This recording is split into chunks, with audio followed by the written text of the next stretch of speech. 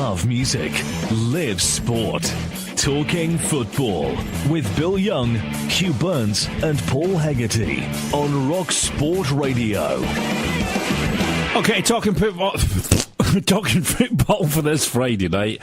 Don't forget you can watch the programme live as we stream video on Facebook, Twitter and Periscope. You can listen across Central Scotland on DAB Digital Radio, online at rocksportradio.co.uk via your smartphone using the TuneIn app.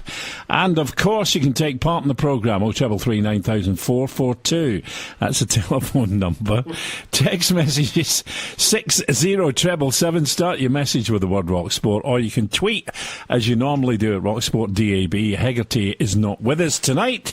In his place, Gordon Young, assistant manager at Falkirk and Latvia. See. Since last... See. No comprendi. No speak of the English. Listen, since last time you were in, the Latvian things happened. It wasn't there when we last spoke. Tell us a wee bit about Latvia and how it all came about and what it's like. Just out the blue, Mixu phoned me. See how look how nonchalant he's been about the whole thing. Look, listen, international assistant manager now. International man of mystery. I should have brought my Baltic Cup winners medal in there. I had a horrible feeling he was halfway down a road that I didn't want to hear there when he got to ball. No, Bill, it was. I was all prepared. Season finished. We still thought we'd an outside chance to get the playoffs. When that started to evaporate, I made plans to go to America for a couple of weeks, just catch up with the club I worked with before, did some clinics out there, so my head was round that. And a week before I was due to go, I get a call from Mixu. I've been offered the national... we were playing golf. I've been offered the job, the national team, and asked if I would assist them. So I thought it would be fantastic for my experience, fantastic for... Good for the CV, youngie. Yeah, but also just, I always remember Stuart McCall and Kenny Black, where they were doing this similar gigs to Scotland, and they used to come back and they would talk about different formations, obviously different styles and different training methodology and techniques. So I ran it by the gaffer, who right away said, fantastic for you, fantastic for the club, and the board supported it as well, and probably indirectly I've made some contacts with players out there, and that neck of the woods, they are keen to come to the UK, and they're not particularly expensive. When you went, I'm assuming you've been out there a couple of times now to kind of meet people and kind of have a look at what's going on out there. I mean, standard wise, where would you compare it to in terms of Scotland, England, whatever? Well, the contracts for the League of Nations prior to the Euros. And the way the League of Nations is set up is all the teams in the one, they're all in the same seeding brackets. So I think Scotland's in the 4th pot and Latvia's in the 5th pot. They've just had a team that's expired in terms of an ageing squad. They've been together for 5 and 6 years. I think the last tournament they had the average cap per game was 85. Wow. So a lot of guys there, a lot of time. Decided to clean them out, to change the manager. And the brief is to bring through the new generation or the next generation of younger Latvian players. And is there a kind of large selection in that young generation? I mean, what's their development like as a nation in terms of bringing through young players? Do they play traditionally in Latvia? Are they starting to spread their wings and move elsewhere? Like you said, they're keen to come over here. Have they gone elsewhere, or are they pretty much focused on the Latvian scene at the minute, Gordon? No, it's not a strong league. The players do get taken away quite early. There's players playing in Switzerland, Poland, Belgium, France. There's people at Metz, Mechelen. They're playing at a decent level. Younger ones, they get them as cheap as chips. Really? So some of the agents, they're out there. The minute a kid's there at 15, 16, they've got them on the boat, the plane, showcasing them to some of the bigger European countries. So that's the way they try and progress their players. Then they'll loan them back to the clubs. And then to supplement that, there's a lot of clubs who've got joint ownership. So I think the guy that owns Riga also owns Pathos, where Elvis is. So there was a couple of players that were playing out there in Cyprus, and they went back to Riga. And there's a couple of other owners of clubs in the Baltic region. They're co-owners of different clubs in Europe. Pretty exciting stuff, eh? Well, it's a great opportunity for Youngie. When we were golfing up at Bonnet a few weeks back, he says, he had a tentative phone call from Mixu, who looked as though he was getting a gig. And my thoughts were, what are you going to do with Falkirk? Because he's got to sail back over here for America. Got a good gig working with Paul Hartley and enjoying it, and turned it round. I've got to say, no blotting smoke at him, but I think if he'd have been there at the start of the season, Falkirk would have been in a better position come the end of April, May, and pushing towards the playoffs. So, they've signed a few players, but the fact that Falkirk see an opportunity for their assistant manager to broaden the horizon, contacts, and getting kids are nodding a wink off agents and things like that, and I just think it opens it up. And I think Hartley's been probably very, very adult about it, to say, listen, I think it's a great opportunity for our club, and at the end of the day, Paul can get rid of him for a few weeks as well, so that might have been, and that was rubber stamped at board level. He'd be walking around Falkirk saying, have I gone deaf? Steady well. So what I would say is, honestly, Falkirk's my priority, and it's over and above. The national thing is just to be icing in the cake. If either the gaffer or the board had said, no, that doesn't really fit into the plans, I wouldn't have given it a second thought. It's great to work with Mixu again, it's great to be the international experience, but I would, no shadow of doubt, would have had any qualms knocking it back. Have you seen any players that the Bairns might kind of fancy, Youngie, in your trip over there and had a look and things like that? Are you kind of still talking about things like that, and would you be breaking confidences to tell us? No, listen, I was at the first camp. 3 players came up to me within 2 days asking about the UK, about the standards, about was there an opportunity. These players that are in the national squad are not attached. Aye, they are, but footballers, they're looking at maybe their contracts running out. Some of them have got clauses in their contracts that lets them go for not a lot of money. But decent people, they're hard working. That area of the world, they tend to be quite head down and get on with it. Honest. Quite diligent people. But the Lithuanian we signed from Motherwell, I knew about him, Petrovičius. I met his agent more out there, and the deal was maybe on, maybe off. So when I was over there for the tournament, I was able to sit down with that agent and a couple of others just to test the water and see if the availability of both Petrovičius and a couple of others. Why do you think it's not become a hunting ground for clubs to go and have a look, bearing in mind that players are so keen to come and they're of a reasonable standard and not going to bust the bank? Well, the first game we played Estonia, and Henrik Ayama and Henry Annie were playing. Now, I worked with both of them. I worked with Ayama at Motherwell, and I worked with Annie at Dundee United. So these people have beaten. They've played in Germany, they've played in Poland, they've played in Holland. They do get about. So you've got Estonia. You look at the Lithuanians that have played with Hearts. The boy Novakovas was the best player when we played Lithuania. The manager's ex-Hearts player. Can't remember his name. Big blondie, good looking guy. There'll be something Vitch. Aye. They always are. Something Vitch. I've got to curb what my next comment is.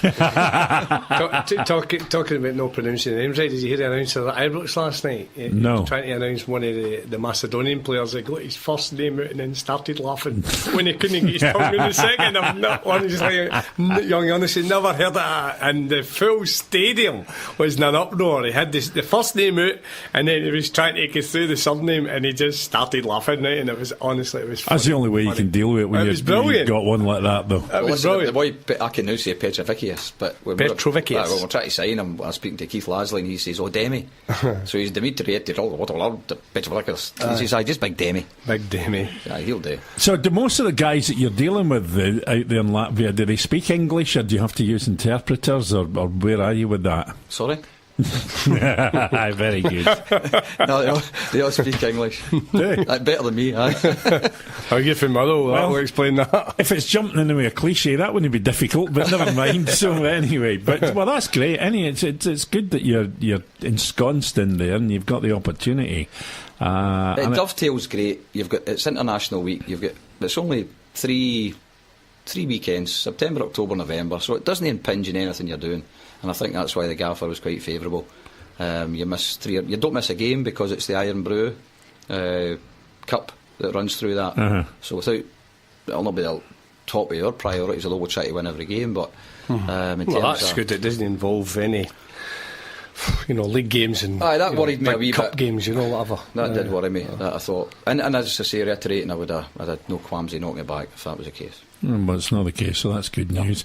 Right, let's talk football domestically now, and I guess the best way to do that is to start with the Europa League qualifiers last night. Rangers and Hibs in action. Let's start with Rangers because you were at the game. I watched the second half. I've got to say, from my point of view, it just looked a bit bitty. They were in it, they were out of it, they were in it, they were out of it. I had concerns when I saw that they couldn't possibly hit the target unless it was from the penalty spot last night, because they had plenty of opportunities. It must have been a wee bit of a worry for Steven Gerrard that he might be going across there with one goal, because anything can happen, as we find out, against Progress or non-Progress, as it turned out. Sure, the press room was buzzing at the end, just basically waiting to see what the manager had to say about the game, and he used the word satisfactory quite a few times actually, to say that he was satisfied with the shape, satisfied with the work ethic, and satisfied with the overall result, really, to take a 2-0 result over to Macedonia. The penalty was massive. 1-0, it's tight, they weren't that bad. I was at the game Friday, Bury, then it's a different kettle of fish playing against this team. Good in possession, fitness levels good, they were big, they were strong, they sat in a couple of banks that Rangers couldn't get in behind that Different much. Story if that one had hit the bar goes in as well. Absolutely. Yeah, it gives them a wee wobbler, gives them a wee fright. As we both know, it's hard enough playing pre-season games, meaningless games, but when it's pre-season and it's competitive, it becomes even more harder. And I think really that's Rangers' problems last night. They didn't want to lose the game, obviously. The full level of fitness isn't there. He's putting a team together, there's players in big positions. They made a really good point. He says, I've got guys out there that are not used to playing in front of 50,000 people every week. So wearing the jersey has got to come to these guys. They've got all my backing. The fact that it started with the same team that it started against Bury, I think the guys who are going to be given the chance to impress them, or who have impressed during the summer, given the fact that they've started these two games. It didn't flow. Wasn't expecting it to be flowing. I would rather work the opposite side, where it's a work in progress, Bill, and they've taken a 2-0 lead to Macedonia. Now, the penalty was rather dubious, because we had an interpreter from the Macedonians in at the end of the game, and the centre back was adamant there was very little contact, if anything, and the referee was quite slow at pointing the finger towards the spot when he blew the whistle. So 2-0. I think Rangers fans were expecting a barrel load last night. You don't get any easy games now, and there's nothing happens like that, especially when Rangers get so far to go. Sung the praises of Ross McCrory again. Second half he kind of grabbed the game with the scruff of the neck. Says the first half he got beyond the ball too much. I don't want Ross doing that. I want Ross sitting, dictating, passing side to side, winning tackles. That's where they seen him. Windass, he's so frustrating. He's got good legs, he's strong, but it doesn't go that wee extra yard for me. And there's Morelos, his touch could be better. Murphy was busy, he was good. Flanagan did his shift. He obviously fancies him at left back before Declan John. It's a wee tiny bit disjointed. You're not getting that flow with Flanagan and Murphy where you were getting, I think, better with Declan John, but that might come in again. Big Golston at the back, centre back, looks secure, won every header, looks as though he's played in the Premier League. Katic needs games, looks a bit leggy, but I think he'll get fitter. Tavernier was Tavernier. I thought he was excellent. Tavernier. I thought he get sponsors man of the match. But I thought he was unlucky and should have been disappointed that some of the balls he put in they didn't make better use of, because he whips them in. Yeah, he does. And I thought he ran, and I thought he got himself in good positions. I thought he was the man of the match. Certainly, I'm glad to hear he got it. But I thought he got off to a really good start. Windass is getting a wee bit of stick for the fans. I know it's early in the season, but it kind of flatters to deceive a bit. Josh, I think he must be impressing the manager in training. I think obviously people are saying this guy's got ability. You got to give him a run. Shug, the only thing about Windass, I don't know, Young, if you want to jump in here as well. The thing about Windass for me is that I can only remember one game where he ever looked as if he was enjoying being a Rangers player. He just doesn't look as if he's enjoying where he is and what he's doing. It's a good point. I just don't understand it. You know, he's playing for a big club. He's playing for a club now under a manager who has a reputation second to none as a player. All right, he's still got to make his managerial reputation. But there couldn't be a better time to be a Rangers player at the minute. Young, I think what he needs, Bill, but I think Bill's nailed it. He's nailed it. It does look like a rabbit in headlights. It looks like as if he could take, you know, a page out his dad's book and the cockiness side of Dean Windass that his son doesn't have. His son's got probably not as good abilities with Dean, but he's more an athlete, more agile, scores goals. Dean scored goals as well, but Dean would get through games because he was Gaza tight, wasn't he? Middle of the park, shrugging people off, getting in people's face. I've never seen young Windass get angry. It might just be the type of boy he is. He just never looks as if he's enjoying his job. No, he doesn't. It looks as though it's a chore. You've played there, Shog, and speaking to guys that have been fortunate to play with two massive clubs in Europe and worldwide. And a guy told me long ago, he says sometimes the jersey's too heavy for them. Yeah. You see people going into Celtic, you see them going into Rangers, and they've did well at Dundee United, Aberdeen, Hearts, Hibs, whatever, and they can't go to the next level, and it's not to do with their ability, it's down to maybe their mental or lack of mental strength. And that's what I look like with him. You look at his body language at times, I think his decision making is no great. I remember, you know, Gary Mackay-Stephen on the other side playing for Celtic. I thought he was a wonderful talent, and I thought at Celtic it was too big for him. And that's no, you know, that's. You wonder how that happens. You wonder when, you know, you would. I strip it back to even a few years back when young Templeton was setting the head on fire at Tynecastle, and you would think, oh, natural progression, moved to Rangers. Hardly played. I know he got an injury, but you never looked comfortable. Players are like that. Then goes to Hamilton, of course, and ends up being a revelation for them during that season, scoring goals. And he's now gone down the road, isn't he? Yeah. Doncaster. You look at Shifty as well, or Shifty or whatever. Yep. You know, when he's at Dundee United, he gets his move. He was outstanding at United. Get his move to Celtic, playing with better players, big crowd, big jersey, can't whack it. So Windass is. I don't think he can ever say he's never been given the opportunity. Warburton signed him. Murty had him in the team all the time as well under his two reigns, and Coutinho played him. So he's had a run with every guy who's been there as a manager at Rangers Football Club, every manager. So really it's up to him to kick on now. I thought he'd bulked up a wee bit over the summer. I was happy in bits that I seen him against Bury. Last night it wasn't for the lack of trying. He tried it, and eventually I looked round a couple of times in the game and said sometimes fans can be very, very, very derogatory towards their own. A couple of times I turned round last night. Some of the shouts were absolutely shocking for the stand. And I know they get frustrated, but get behind the team. That's what the manager wants them to do. There's two young guys and the language was shocking and it was nasty against their own player. I turned round a couple of times and it's very difficult, well, not to get involved, you know, and I'm sitting there, don't say nothing, it's not like me, but say nothing, Burnsy, the last thing I need is huckle out the stadium.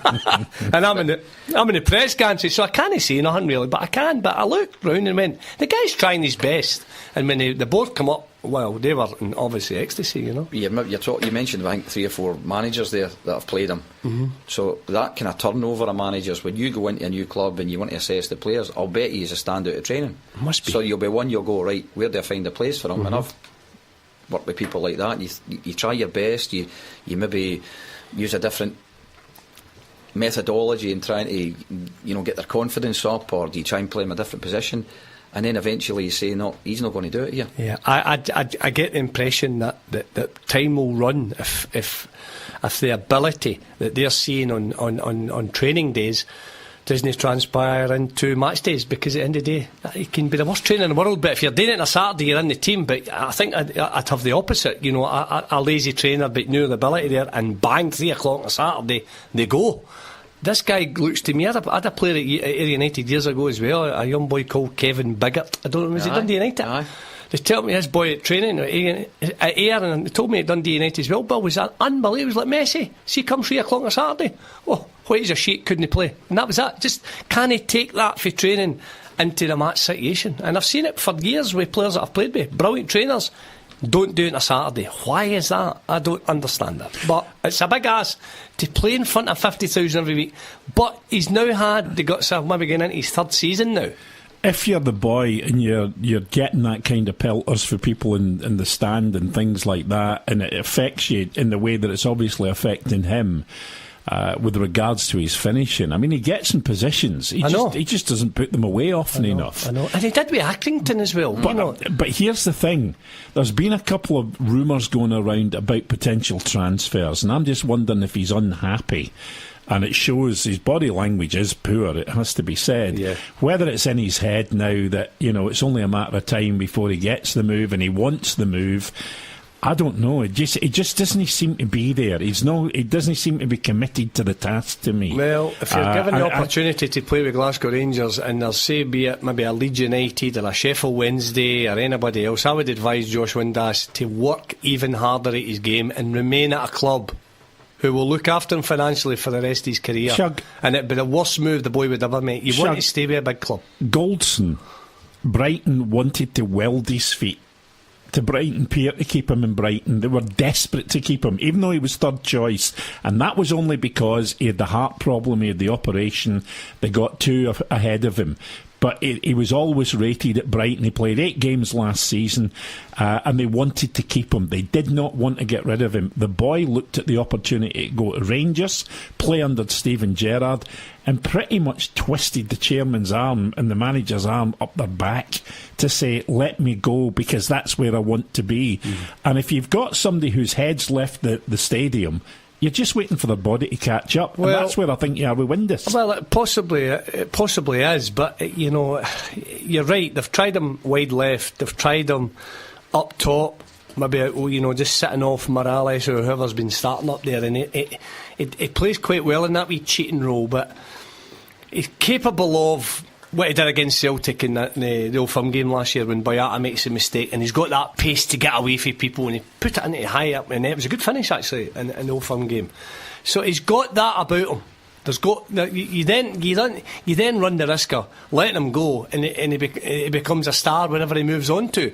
The boy has got ability, he's got pace, edge in his side, but now he's got to be kicking on. But at the end of the day, the manager sees it. You must see it in training. There must be something sticking in the manager's head to say, I like what I see, give the boy time, but over there you don't get a lot of time. I'm not so sure. I think the next couple of weeks you'll see a lot of players going away. The new management will come in, they'll give everybody an opportunity, they'll do their assessment, they'll do their evaluation, they'll have a database of players that they fancy, but to balance the book they'll need to put some out. Yeah. And you'll find that 2 or 3 or more will need to go as make weight to bring some of the other ones in. Yeah, because here's the other thing. The other thing is as well that a lot, I think, what is going to happen at Ibrox is dependent on what happens at Anfield, because Steven Gerrard's been told that once Jurgen Klopp's happy that he's got his squad in place, he's got first refusal on any players available for loan, like Solanke, like Ings, like Harry Wilson. He's been told he's got first choice on them. Yeah, well, so I think that's going to make a big difference as well. But Youngie, just going back to, your managerial career, you must have come across players that have been similar to Windass that you've had to deal with. How long do you give them, and what do you try and do to encourage them, and then when does the cut-off point get to, like Hugh was talking about? That's $1 million question. You'll look at their personality, you'll look at their background, you'll look at things that stimulate them, you'll put training sessions around them to see if you can drag something else out of them. But what we said earlier, you don't have a problem in the training ground. You'll go on the pitch and then it's not happening, and you think, I honestly know after 5 or 10 minutes, and you could take them off because they're just not on it. Now, one you mentioned earlier, he'll probably have a system in his head. I've been very surprised. You keep mentioning about Tavernier. Why does nobody play him one up? Now, I've thought that Flanagan's a right back, the boy John's all right. Tavernier one up, I think, is a better threat. I don't think he's a great defender, but I think he's a real tool to bring Declan John back in. Flanagan over. But it might be, might be others. But I think there was a lot of goals over the years at Tavernier with nobody able to track back and letting people come inside them, and that's me being really unkind. But is it a bravery issue though with the point of a manager? And I'm not being funny, but is it a bravery issue where you bring in a host of midfield players? and you've specifically targeted them as midfield players and think, I'm going to have to leave one of them out to move Tavernier forward. Is it a confidence thing and having the belief in what you think's the right thing to do, as opposed to, well, I've already invested in this, I've got to use it? I think Steven Gerrard must be going in right now knowing fine well he doesn't fancy A, B and C, but he'll go where I think as any young manager will go in.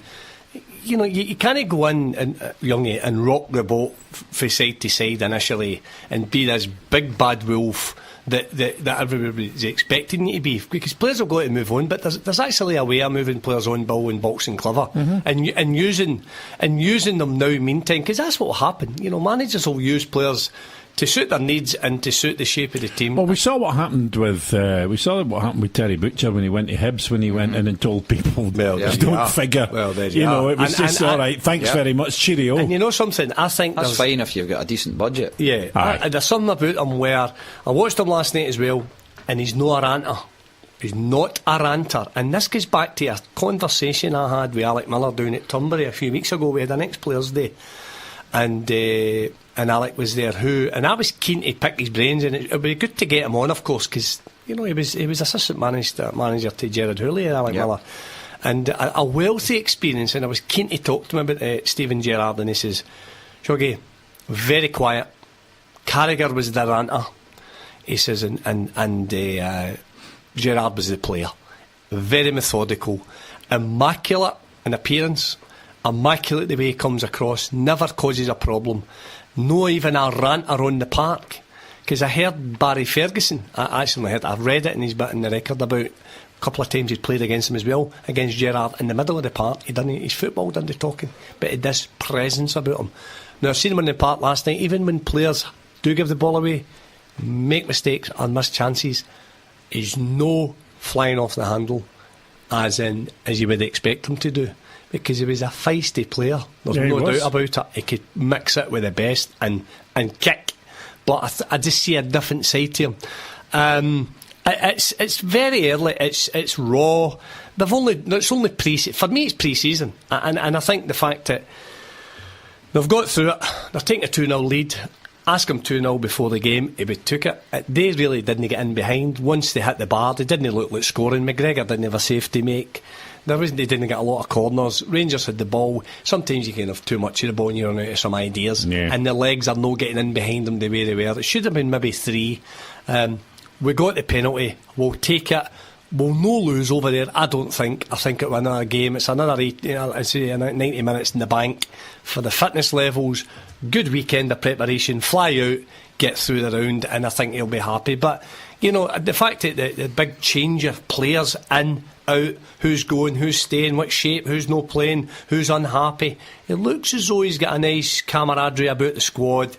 He's got the press where he wants them, same as the way Southgate's dealt with English press. People listen to him. He comes in. He's very, very smart. Very smart. And I think all looks well. I know the fans were saying, I got a few texts today, a bit disappointed what I seen last night. What are you expecting? His first competitive game, and you want him to win 5 or 6-0? It's the expectations of a Rangers fan. Sometimes it's got to drop a little bit. You spoke there about the preparation. See, for the league, Motherwell, when Craig was there, and the latter stages with Stuart, we were 4 out of 5 times in Europe. Now, I think 3 out of the years we got 3 rounds and we just failed to qualify for the group stages. But every other time we got 3 rounds. That was 6 games. So rather than playing pre-season friendlies, the guys came in and they had 6 matches before the season started. You hit the ground running. It wasn't coincidental. Motherwell got off to a flyer. The first quarter, bang, all the points in the bag. Booming. Where they did have a bit of dip was at Christmas. Just naturally, because you couldn't bring them in super early. They got 2 or 3, 2.5 weeks off, but you prepared them completely differently, and they were able to go into the season without playing a testimonial game or playing a friendly when there was 26 players on and off and whatever. So they were really up for it, and that's a great thing about being in Europe early. I think so, and I think that's why he's not taking so many friendlies. You know, again, they've only played 1 friendly. Well, it's difficult. I think he's looking at that and going, I've got enough here. I think I've got enough to get a wee run, and that's what I need, as Youngie said, and then hit the ground running. Aberdeen away. You know, I don't know when's the league game. When's the first league game anyway? 4th of August. Right. So you know you've got competitive games under your belt, and you go to Pittodrie prepared, and there'll be again probably changes of personnel. Well, of course, and the other thing is you've got Koulibaly still to come in. You've got Sadiq still to come in. Plus the windows. It's still a long stretch till at the end of the window. I don't think by any stretch of the imagination Rangers, Celtic, or anybody else are finished at this stage. No, not at all. No. It's one of those things where the guys that you've targeted that you think there might be a wee bit of a competition for or whatever, you maybe jump in and get, but it's a long stretch ahead still before that window closes, and I think there's a number of people still to come in. I know for a fact that he's looking at another 2 strikers. Bill, we played Aberdeen a friendly last week, and speaking to Dale and Doc, they were saying they're still trying to get players in. One of the biggest problems, which is perfectly fair, is getting rid of players. Aye. So you're getting players out. We're on a good deal. I promised you a contract. You've got a contract. Now I'm saying I want rid of you. Well, you need to pay me. Yeah. So the clubs don't have the money at any level, which is all relative, to move them on. So you've got to be exotic. You've got to be a wee bit. Last thing you do is fall out them, innit? Because it's a case because you might need them. Yeah. But at the same time, you've got to be honourable. If you get in the front door, you've got to go out the front door. And when that happens, then all these clubs will have their list of targets. We're still looking that we could try to bring a couple in, but you've got to balance the books. Youngie, just let me ask you as well, bearing in mind that we now kind of, for the most part, and I'm not saying everybody, and I'm not saying certainly in all leagues, but for the most part, Championship and Premiership particularly, there's quite a high influx of loan players. Yeah. So you have to wait till the club that potentially is going to loan you the player is satisfied that he is going on loan. So you're waiting on them to do their business as well. 100%. So you've also got the League Cup, yes, and you've got Europe. So we had some targets on those fronts, but the clubs couldn't possibly make a decision because they had to utilise squads for pre-season games, League Cup games, European games. Then when the window's shut, I like the idea, shut the window before the season starts so you can get all your business done. Makes a lot of sense. Why would you get into the end of August when you've prepared all pre-season, the way you want to play, who you want to play, and then you've got to move people in and out. Even things like good teams are working on set pieces. You're working on something that's going to make you different. So I might be showing you something that we want to work for the season, and then I get rid of you to one of our opposition, our competitors, and you're away saying, "Oh, this is what they do," and whatever. So it's fraught with danger. Yeah, and I've got to say, the young boy Middleton come on last night and sparked it a lot. Firecracker. For the last 20 minutes, and there's a wee buzz of expectancy when he does come on. When he's seen and the fans seen him getting his top off, ready to come on. And I think that tells you something about where fans can become important behind the players. What a difference, Bill. You're right. When you see it there and you hear a wee roar and you go, "Oh, the wee boy Middleton's coming on, he did well against Bury," and again he done it last night. He won corner after corner, got beyond the right back. He's going on to right back when the wee right back's a bit tired, but he still went on and cut a few back, and there's definitely a wee buzz. And spoke to a couple of the academy guys last night, and I've said that he's so different, and Norwich were again very much keen in keeping him. But he wanted back up the road and wanted to play with Rangers, and he wants to play with the Rangers, then he'll be given a chance to play with Rangers. I heard them talking about playing last night and about Stephen Gerrard coming to the club, and I have to say, for a young lad, he was very mature in the way he dealt with the media as well, and very well reasoned and well fathomed in what he said. So I was quite impressed with him in two fronts. I think he on and off the park. I think he might have got on a wee bit earlier if Jamie Murphy hadn't done as well. Jamie Murphy had one of his better games last night. Looked as though the old Murphy was coming back, and the wee dip of the shoulder going by, players cutting in, which he can do very well. Him and Flanagan played okay together. Flanagan looked as though he needed the game. Breezed through the Bury game a bit tougher last night. Could see him blown a little bit, but got caught a couple of times. Yeah, he did. He needs games. He's a wee bit of drama in his life and what have you, and obviously the fact that he's not been playing. He's got to be playing. It looks as though he could be sharper. I'm sure he will. Get a great brain. He knows how to play, no doubt about it. But the shining light was McCrory, and obviously we've got some notes in front of us. It was one that I was going to bring up anyway. He was asked about Ross McCrory and where he's seen Ross McCrory playing, and it was a wee bit misconstrued Stroud, the comment that he made regarding it could have been a disaster in the boy's career if he continued to play at the back. But the word they used was destroyed. Yes, he didn't really. You know, he says it can destroy players, but he didn't particularly say Ross. When he brought him back for injury, he played him at the back with Alves at Hampden, and Dembele ran over the top of the back two or the back four.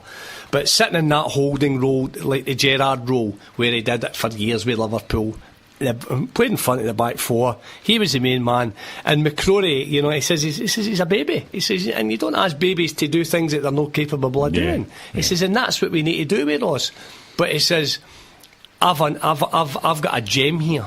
I've got a gem, and I told you last week. I says I'll bet he likes McCrory. He'll see himself in McCrory, and I think he'll just nurture McCrory into a fantastic player. And I think they see money in the bank with Ross McCrory. Hopefully it's a long time down the line, but I think he's going to be a player. Right. I think it's great for players when they get an association with their manager when they come in. When players, especially players like that, Youngie, you know what I mean? Hartley, midfield genius general. I know when he speaks to some of our midfield players, they can't know but absorb what he's talking about, because he can do it. So you imagine Gerrard and some of these people, Gary Mack, fantastic. Absolutely. Now, if they're telling you things, you've got to take McGregor talking to the young goalies. You know, there's loads that can breed through the team. You know, the big centre back has come up for Brighton, telling me what's happening in England, and players get a lift for that. And I think he's putting the right people in charge. There's no doubt about it. Players who are coming in, and he's made Tavernier looks like the captain now. But I think Youngie's nailed it. What does worry me, the fact that, it's all very well bringing in, but then the score gets bigger and bigger and bigger, and the wage bill becomes, massive. Well, don't forget, there's 13 gone already, and I reckon now there's probably another 4 to go. Yeah. So, there's a fair chunk of them gone. And still goes another 4. Well, players like, that were in the squad last night that want to play. Greg Docherty obviously came for a bit of money for Hamilton. Andy Halliday as well, who had been in Kazakhstan, I think, or Azerbaijan, wasn't it, and came back. Players like that. Rossiter's out with a knock.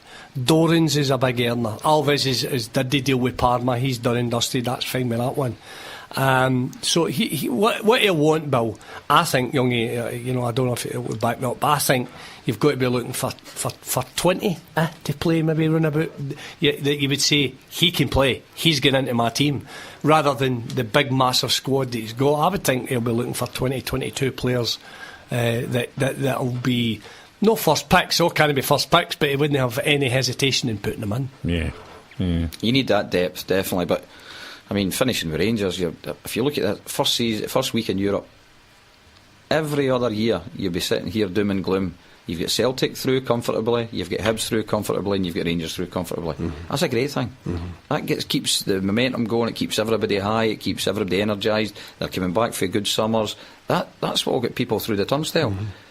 You've sat here and Rangers have caught a cropper, Celtic have been caught, or we've had Mullow, Kilmarnock, St Johnson's, here's with a wee chance, and you get in, and suddenly because of lack of preparation, or just the teams, you're playing a team that's already in their season, and you go to Europe and doom and gloom. No, that's a very good point. It can catch them up. It has done for years. I feel sorry for Aberdeen. I mean, you'd like them to get a bit further. I know, speaking to them, they were kind of hoping that, they're looking for easy ties, but they want to try and get themselves in a position where they get the group stages of Europe, and to draw Burnley is a very, very difficult task. Well, something, I don't think it's a game that'll be out their reach. I know it'll be a tough ask, and Craig, my big pal, Aberdeen fan, they've only got 2,500 tickets I may add, so it shows you the demand on the Burnley side for a round so early in the Europa League. So only 2,500 Dons fans going down are getting access. So I think it's a tie that they'll be. What a test that is early in the season to go down there to Turf Moor and put your wits against a Premier League team. I think that's a great tie. They'd like to progress, but I still think, early on anything can happen. When the draw was made on that, when I spoke to somebody from one of the local newspapers, had him on the show, and he said Burnley are not as confident either about this tie. Burnley are treating it's their first time in about the last time they were in Europe, Hitler walked out the Olympics. Well, that's right. 130 years ago. But Burnley, I mean, he says Burnley are not. They're not. No, and Burnley licking would their have been lips thinking this is a good one for us. You're right, Bill, because Burnley would have been thinking the way Aberdeen have been. Oh, listen, we could have been doing something a wee bit easier than that to progress. No, you're absolutely right. Put pressure on them. Well, there you are. And it's a good earner.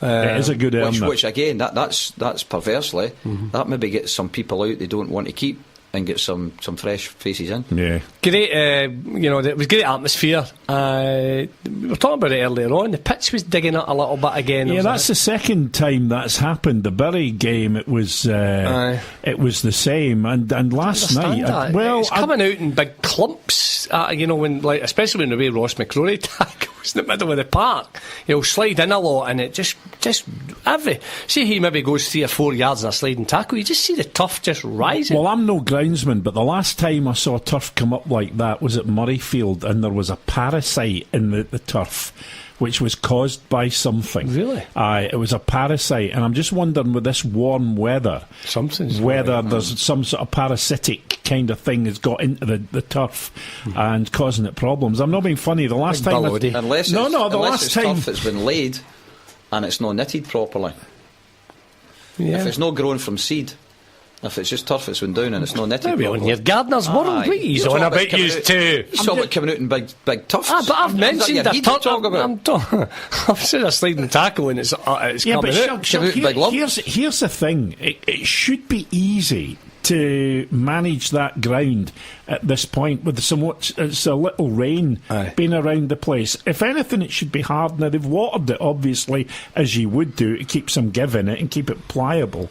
But it didn't look last night when it came up that it had been overwatered, because the undersoil looked quite dry. It's very strange. I've never seen anything like it. Don't get me wrong, when I sat in the gantry and looked down, I went, oh, it looks brilliant. But then one or two taps, it didn't cut up all everywhere, over. No, it was generally just in the middle of the park. That's why the top teams are going to Desmo pitches, hybrid pitches, where they lay it by 20-30% the mix artificial. And you definitely, even Wisha Sports Centre where we've got a Desmo pitch, that means amateur teams can play. That's fantastic. Dead potion, Wishy.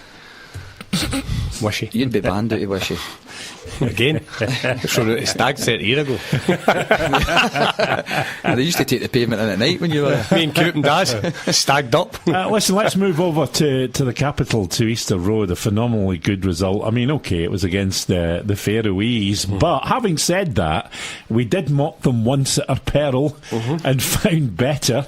So, I mean, it's another one of those where it can go either way, and we all know yourself, you guys better than me, sometimes when you play against lesser opposition, it's harder for you to raise your game than it is against good opposition.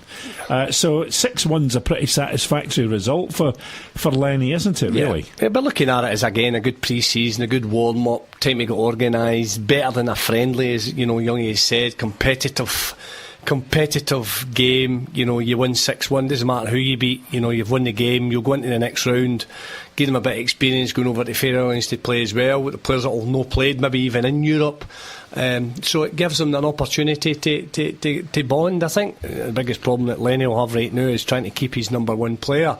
Celtic, I believe, they've went in again with £2 million a bid for John McGinn. Well, he didn't play last night, apparently, because of a thigh injury. Well, the thigh injury always gets a wee mention when there's a team sniffing about, so there's no new, that's a delicate one, because you're into the last year of your contract, he's your best player, and you've got to try and fend off an offer from a club that he presumably wants to go to. Yeah. So what do? Do you take half a loaf, or do you run the risk of going to December and he can sign for anybody he wants, and he plays the last 3 or 4 months, which is horrible for anybody, because the fans know you don't want to be there, you're in a catch-22 position, or do they come in and just say, we'll give you $200,000 just to get the deal done? So unless you can tie your players up longer term, and we used to use a traffic light system, if they were in green they were fine, you didn't need to worry, you still had 2.5 years to go.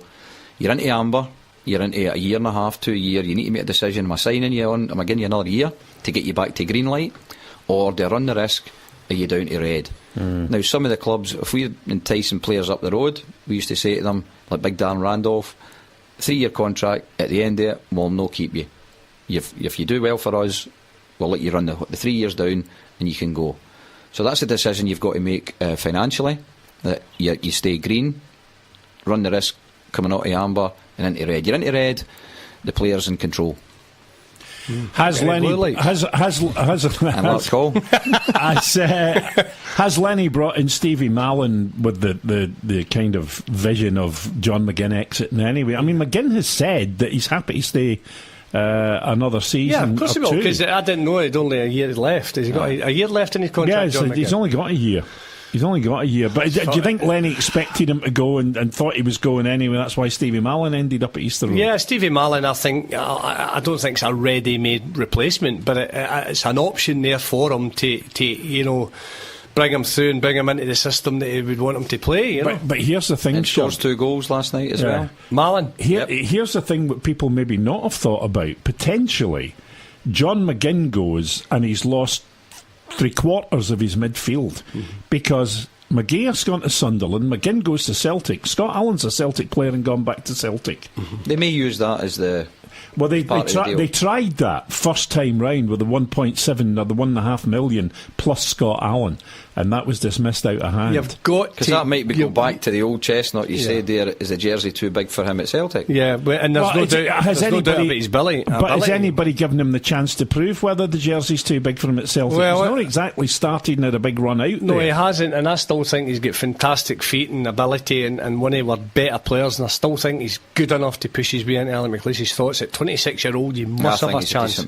Absolutely. But I think, Bill, he's got to be in the negotiations if there's a deal to be had with John McGinn. It's a best move for Scott Allen. No brainer, because he likes it there. Yeah. He likes working with Lenny. He was a standout. That's got to happen, that deal. That must happen. Where does McGinn play if he goes to Celtic? Well, that was a question we were talking about last night, because you look at Celtic now, they've got McGregor, they've got Rogic, they've got Ncham, they've got Scott Brown. If he's a replacement for Scott Brown, Brownie's not ready to finish just now. No. So can he play in the role that Armstrong? I don't think so. But latterly, Armstrong wasn't getting run-outs regularly and latterly anyway, Youngie. So, the boys... In that position I'm talking about, the Celtic changed their shape and they play with 2 sitting midfielders. I think John McGinn... Would you change it just because you bought John McGinn? Yes. Yeah, I think John McGinn will be bought, and it will be... I know he's pretty... he's a bit... What age is John McGinn anyway? 21, 22, something? 22. Right, so, I think the fact that if he went there... and I'm pretty sure it would be laid on the line with the manager that you're not going to be an automatic pick, you're coming to a club that you want to come to, you'll need to be patient, and that means Scott Brown maybe seeing one more season out for John McGinn just to be groomed through the year to move into that position, to come in, to come out, but be content that he's at Celtic. And I think if you've got to international level and you're a regular player, you're not going to be 23 happy. John McGinn. You're not going to be happy just now. Is that why you play another year at Hibs? I think he'd be happy if he went to Celtic, Young. Not to play? No, I'm not saying he wouldn't play. I think Brendan Rodgers would use him and maybe rotate in the middle of the park there. I know these players are not going to be at the top of the form all year, so John McGinn might be the guy that's breathing down every one of their necks. If they're not playing well, John McGinn is an automatic replacement. I think he could be sitting in there and going, right, somebody's not doing it across in there in the middle, whatever, John McGinn will come in and play. Well, let me ask you a question. Could Lenny work the oracle with Celtic and actually say, or Leanne Dempster or Rod Petrie, whoever sanctions this move, says to Celtic, yes, we'll take 2 million plus Scott Allen, but until the January window we want John McGinn back on loan. Play. Yeah, no brainer. Sounds too easy, Bill. Sounds too easy. Keep it for the year. Yeah. I'm just wondering if that would be the smart move for both teams. That would be outrageous, as you say, both teams. Because Celtic maybe run the risk of losing them. But why would you spend 2 million when you know you're in 6 months to get them for nothing? Because you maybe doesn't go there in 6 months, maybe goes to a championship team. Wait a minute, he's only got August to decide, didn't he? Because he can't sign a pre-contract at the end of January. December, January. So Celtic might box clever here, but wait to the end of the window. If they don't get him, they don't do nothing, because nobody can do anything. And then come the window, there's no fee. McGinn signs with Celtic. Put the kettle on for that one. Or does he go to the championship for double that money? And probably go to championship for more wages than he get at Celtic. Yeah, so that's why Celtic might pay the 2 million. And you'd be guaranteed that if whoever comes in for John McGinn, Celtic will get a nod and a wink anyway, saying, listen, this is what you need to better.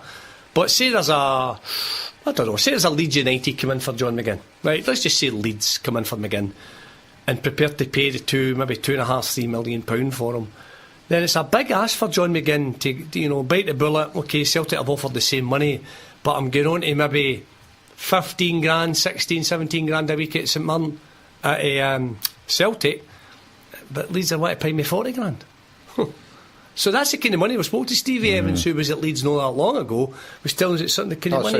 It's going about it down in the Championship. So, to get 15, I'm only using it because I know a couple of players that went to Celtic through other Scottish clubs that's the kind of money they're on. So I would imagine John McGinn would be on, talking wages, I don't know, youngie, tops if he's on 4 or 5 grand, 3-ish, right, there you go. So 5 is over the top. Say 4 down the middle. Celtic, 10 grand a week on top of that, 15 grand a week, 60 grand, 700 grand a year wages. That's chicken feed in the Championship in England. I tell you, he'll be on the phone to Peter Lawwell probably on every half hour, and that's Tony Fitzpatrick, because he must be licking his lips. 30% sell on. Yeah, absolutely. Who did that deal? 30%. I think the Hibs were in the Championship at the time. £200,000 development fee they paid for McGinn from St Mirren, and then 30% sell on. That is a deal and a half. But 30% to nothing if he signs. Goes in a free. Well, that's true. That is true. Terrible. Yeah. That's what I'm saying. He'll be on to Peter. Now, we Fitz will be on to Peter Lawwell every 5 minutes. There's the food chain, because if they get 30% of whatever, that'll enable them to buy new players. Yeah. So that's the economy of scale. Definitely. Let me ask you a question, though. Right? Very simple one. Lenny, we all know through his wobbly, didn't he turn up to the press conference because he had flu? Right? Remember that one? Last night? No. The last time, Remember that one? Yeah. He had flu. Now, just after he recovered from his flu and he'd been bumping his gums about not knowing what his budget was last season, never mind for this season, Leanne Dempster comes out, makes a statement. Neil Lennon will have the biggest budget of any Hibs manager ever. Yes. If he's got that budget, why is he not making John McGinn another offer, or why is he not bringing in other players of a quality to replace John McGinn if he knows he's going to lose him? Is this budget thing a load of pie in the sky? Is that Guy Lennon out? You tell me. Has he got an arrangement? I mean, if you're working tight with a player and you might be saying to that guy, look, or he's saying to Gaffer, I love here, but do you know my heart's set on a move? You're not going to do too much. When Celtic Rangers are involved, it's very, very difficult in Scotland, in the parochial nature of football in Scotland. It is so difficult. I've had young kids at 13 and 14, and the minute the big monsters come in, bump, they're away. The families are die-hard one side or the other, and they don't see any rationale. They just see the tracksuit and they see the bragging rights in the pub, and also the kudos of playing with two big clubs. And that's difficult. It's very difficult. I don't think. But where's Lenny's budget? Apart from Canberra, he's brought in Stevie Mallon now. Have you seen any big spending by Hibs with this budget, which is the biggest budget that a Hibs manager's ever had? Maybe Hibs didn't need to strengthen that much, Bill. Apart from Dylan when they lose their midfield, McGinn goes, Allen goes. I know you would say that. They were the heartbeat of the team. Well, I've got to say it wait a minute. It's true. What's happening? You're having a go. Give me a minute. Give me a minute. Yeah, the middle of the park's been decimated. Exactly. Scott Allen. Jimmy O'Rourke. Who? Jimmy O'Rourke. Peter Marinello, he's away as well. Peter Marinello moved on. He's gone. Pat Stanton's retiring at the end. Stanton's retiring. Snyder's not playing anymore. Snyder's chucked it. He's retiring at the end of the season. But I just think that they have got a good squad. I think he knows his squad are more than capable of holding their own. Could they go to that level they were at last year again? Without McGear, without John McGinn, without Scott Allen, very difficult. Shug, let's look. Three players that would probably get into any team in Scotland. Let's look at the Hibs fans' expectation level very quickly before I take a break.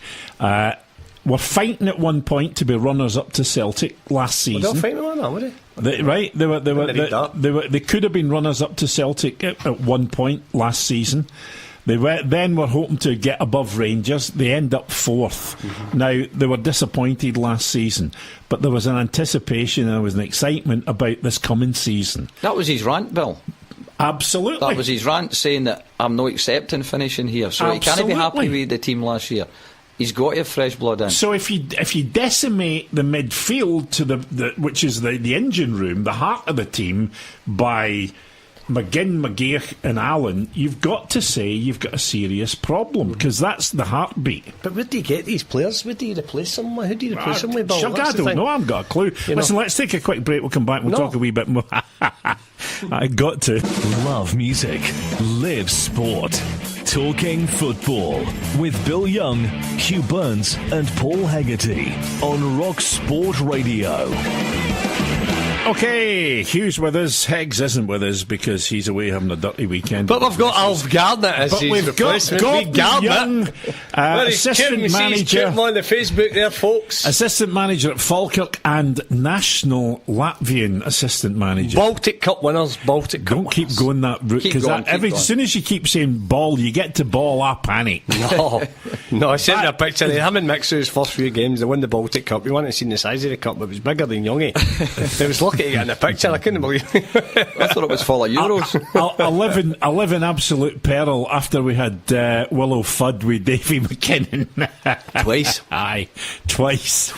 Willow Fudd. Yeah. So, anyway, come back to Lenny and this whole business with the midfield and the big budget that just doesn't seem to have shown anywhere apart from Canberra. Well, I'm going to ask Youngie, because Youngie obviously caretaker spell at Motherwell and's been up there at United with Mixu, and now obviously with Hartley and the Latvian thing. As a manager, when you have a settled 11, they really did have a settled 11. He knew what his first 11 was. It was picking itself every week. It was winning plenty of games. He had a stronghold in the middle of the park. They were overrunning everybody. They went to Celtic Park unlucky, didn't look at their depths, gave Rangers a doing a couple of times and came out in the wrong end of results. What do you do when you know you've got 3 players and you don't have 3 players in the wings ready to come in, which often doesn't happen anyway, and your budget isn't allowing you to go out and spend top dollar? Yeah, also emphasise not just any 3 players, 3 players of that quality that were that important to you last season. You're talking the 3 best players. Absolutely. So what do you do? Well, go back to I told you about the traffic light sequence. You've got to have forward thinking. You've got to have a database. You've got to have recruitment people.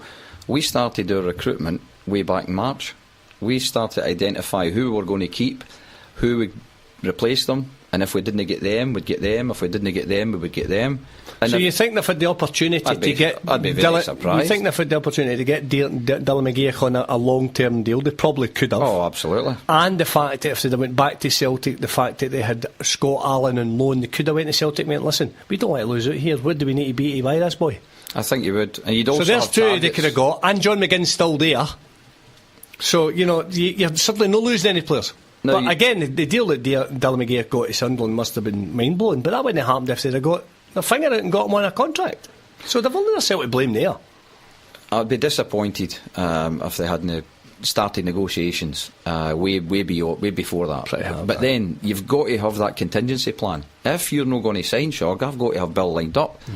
I must have forward planning. Plan B. Well, yes, Plan B, obviously, I can understand. Plan C, D, E, well, that's your back 4. Z. Well, that's a bit of money. You don't need to say them deals. That's great.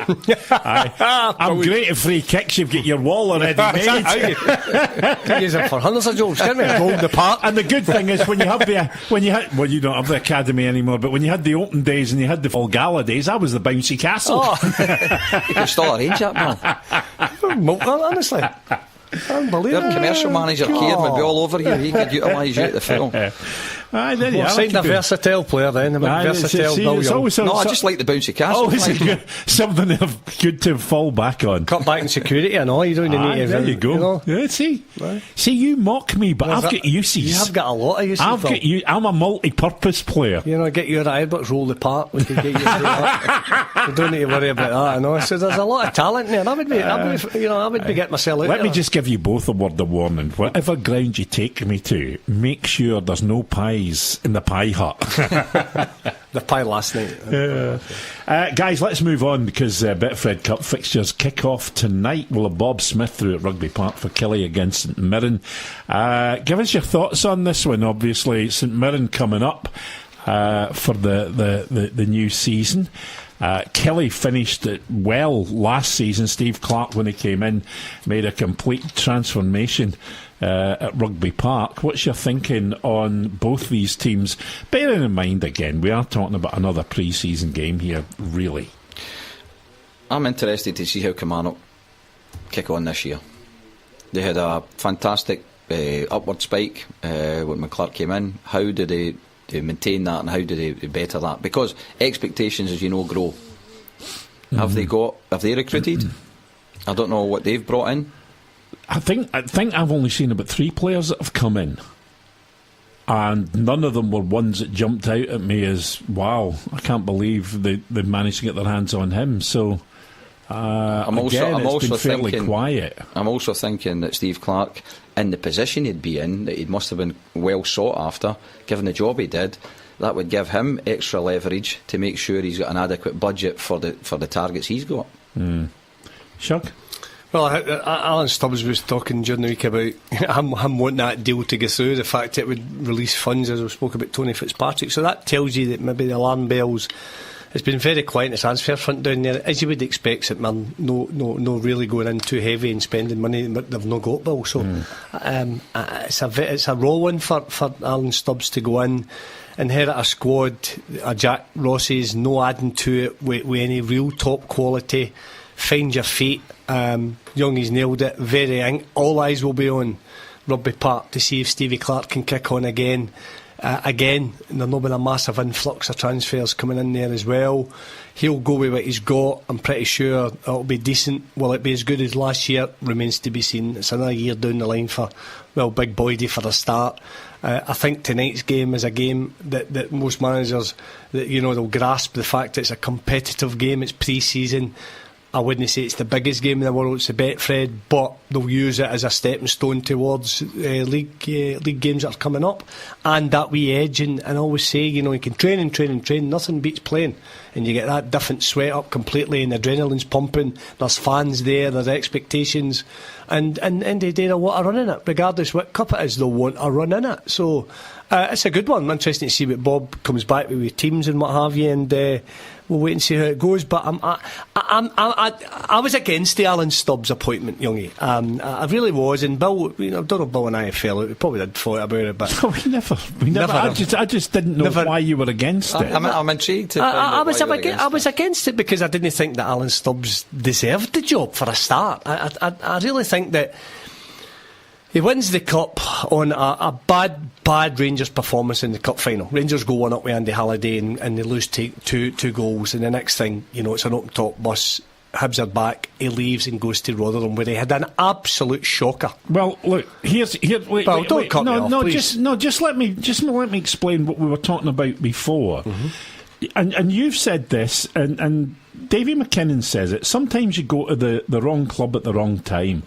He went to Rotherham when they were bottom 5. The club was being sold. Well, why did he go, Bill? Well, maybe he thought it was a chance to enhance his reputation. It worked against him. Bill, he went because the deal financially was right. Yeah, but you're the one. There was no loyalty to Hibs. Hang on, wait a minute. We've had this conversation before, and we have. How many times do I sit here and listen to you block? Never mind behind that screen, you wee rat. Hugh rat. Just confirm you're talking to Shug there. I am.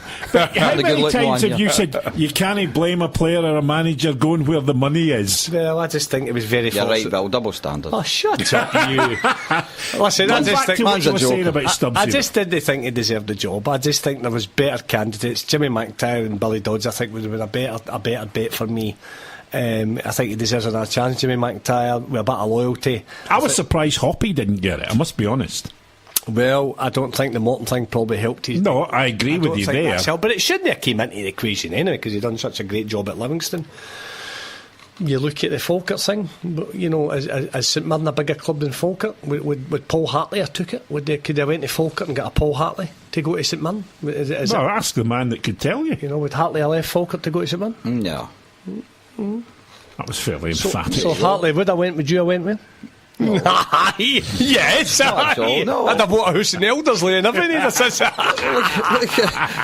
A wee tenement. Look at Livingston. No, not at all. Don't you sit there and say, he'd have been doing that road, that mate. No. IKEA every day, straight doing it. If you work with people that have got decency and loyalty, then you'll stick with them. Come on, listen. Bill there. Well, listen. Well, look at Hoppy. He left Livingston. Is that smart? No. He's got two. I think it is. You get 2 promotions in a row. And where's he going? Well, he's going to sit here or sit and wait for the right job. Yeah, I'm sure he will. Because Livingston will find it very difficult to Premiership. Let me tell you about Hoppy. He's not going to make a decision until September. Well, all that time you're out, you're losing that wee edge. I think he's on the crest of a wave at Livingston. He's lost. I think when did the season finish? May. Wasn't it May, June, July, August, September? 5-6 months before he makes a decision. Now, who does David Hopkins think he is? I think he's David Hopkins. It says it on his passport. Wait a minute. Does David Hopkins think he's just going to walk into a job? No. David Hopkins know that smart that he's not walked into a job. There's nobody exactly battering his door doing to give him a job, innit? Yeah, hang on a minute, though. No, that's my opinion. And it's a valid opinion, except you've missed one very important point. What have I? Livingston didn't get rid of David Hopkins. David Hopkins chose to leave. Yeah, it's not been a great move. No, but hang on. It's not been a great move. It obviously has been the move he thought was the right move for him, because he made that choice. They didn't force him. He came out and told the public he's going to sit tight to September. But he's told me. No, well, there you go. Well, I think if somebody comes a cropper during the season in the whole of the UK, I don't think David Hopkins will get another.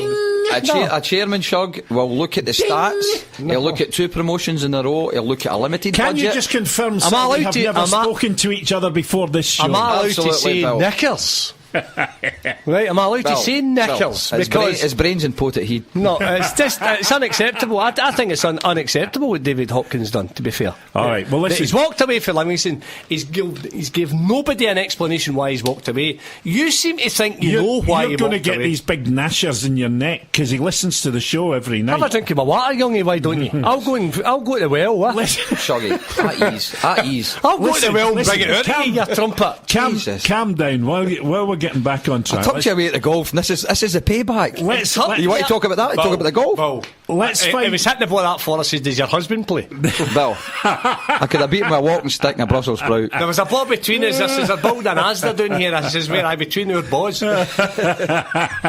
Let's find out about those teams tonight down at Rugby Park. Bob Smith's our man there. Yeah, hello Bill, good evening to you. Well, really we have to say right away last week, not a happy chap. He best describes it. Kelly gaffer Stephen Clark. I mean, he was unhappy and hammering home the point that, again, this early in the season is not what his best intentions are for his club. But remember, it cuts both ways. The same thing for St Mirren, but an overriding factor, probably about 50 grand up getting, the television on tonight, covering the game. So it ain't maybe the way it sort of sounds. And St Mirren, well, they get a sort of kick in the teeth as well. Last week they were scheduled to play against Bolton. The game cancelled at the last minute because the club weren't paying the players. And then Alan Stubbs has come away today and said, listen, whether we get beat tonight or whether we win tonight, we're not using tonight's game as a tester. It just came too early. But it's ups and downs, obviously, at this stage of the season. To be fair to Kelly, what a season they had last year, top 6. And as you'll hear from the side been announced from me in a minute or two's time, it's pretty well along the lines that got them 6th place. So that was, from their point of view, a big achievement. For St Mirren, 7 new signings, that's what they have brought in. So again, a number of them making their debuts, and we'll just see how that goes for them tonight. But at the end of the day, Bill, it's going to be a revealing night. The teams then line up in goals for Kelly. It's Jamie McDonald, Ross Millen, Kurt Broadfoot, Stuart Finlay, Callum Waters, Gary Dicker, Alan Power, Jordan Jones, Roddy McKenzie, Lee Irwin and Eamon Brophy. The subs, Devlin Mackay, Greg Kilty, Mikhail Njoja, Daniel Higgins, Adam Frizzell, Dominic Thomas and Chris Buck. St Mirren go with Craig Sampson in goals, Paul McGinn, Hayden Coulson, Stephen McGinn, Ryan Flynn, Cameron Smith, Jordan Kirkpatrick, Jack Baird, Daniel Mullen, Cole Kibawaki and Cameron McPherson. Their substitutes, Daniel Rogers, George Heaston, Gary McKenzie, James Kellerman, Ross Stewart, Cody Cook and Jeff King. The referee is Stephen McLean. This is Bob Smith for RockSport Radio at Rugby Park. Kilmarnock against St Mirren. Thanks, Bob. We'll talk to you later on for that one. So, boys, you now know the teams. Bob was quiet. He didn't tell us much, Bob, didn't he? Tell us what they had for their dinner, nothing, didn't he? It's a monologue. Well done, Bob. Well done. Brilliant. Yeah, listen, obviously there's more names stick out as the Kilmarnock 11. Boydie's no pick, I don't think, playing, so obviously there must be something wrong there. Maybe just be too warm for Boydie, basically. So he's sitting on the bench. Is he on the bench, Boyd? No, not in the squad. I don't think I heard his name. No. But again, there's not a lot of names again stick out in the St Mirren side for us as well. So it's a cup tie. It's competitive. It's paying fans. MD's game. It could just throw in a shock. It wouldn't be a major shock if St Mirren went down and won. Because again, it's Killie have not had any friendlies. I don't think have any. I'm surprised at some of the teams that have not the amount of pre-season games. These pre-season, glamour friendlies. The problem is because we're back so early. The Scottish teams that have been away abroad, none of them. Well, Killie were out at Lacala, so you'll pick up a couple of games there. St Mirren were at La Manga. We went to Wales. Oh, right, yeah. Fantastic, absolutely fantastic. The Welsh National Training Centre. Oh yeah. Oh yeah? No. Honestly, it was outstanding. Better facilities. Why, aye, man? That's new. I knew you would dive in. I knew you would dive in. I don't know. I knew you would dive in. Why, aye, man? I've got to tell you this one. I knew you would dive in. We were talking about an American one week, and the next thing the bald shirt comes up and goes, "Good day, mate." I do that all the time, mate. I knew you would dive in. See, when you so talk about Wales, when you don't go to school, it's a setback. I get held back in the middle. Leave me alone.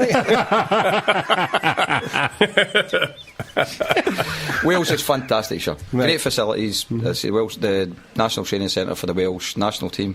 How'd you fly down? We did, yes. Did you fly? Yeah, I went for a week. Did you fly down? Oh, you're breaking up. We were taking the motors. I taking the motors. You taking the motors down? Stopped at Southway. Did you take them? No, not at all. Luxury coach. I did in the motors. Not at all. Free minibuses. I'll stick up. You're a Falkirk man. And you just said to me off the air you want to come to Falkirk, so back me up here. I was just saying. Yeah, so you were. I was just saying. Free minibuses in a trailer. I was just saying last night. A snack van.